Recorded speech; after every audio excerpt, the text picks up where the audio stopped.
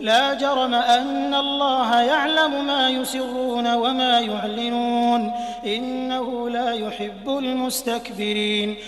બેશક તેઓ જે કાંઈ છુપાવે છે તથા જે કાંઈ જાહેર કરે છે તે બધું અલ્લાહ જાણે છે.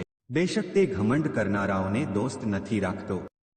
તફસીર: આ આયતમાં અલ્લાહ તાઆલા તે લોકોને ચેતવણી આપે છે જેઓ બહારથી કંઈક બીજું દર્શાવે છે અને અંદરથી એટલે કે દિલમાં કુફર, શંકા અથવા દુશ્મની છુપાવે છે. અલ્લાહ જાણે છે કે તેઓ જાહેરમાં અને દિલમાં શું છુપાવે છે. મુખ્ય સંદેશ: અલ્લાહ તાઆલા અહંકારી અને ઘમંડ કરનાર લોકોને પસંદ નથી કરતો.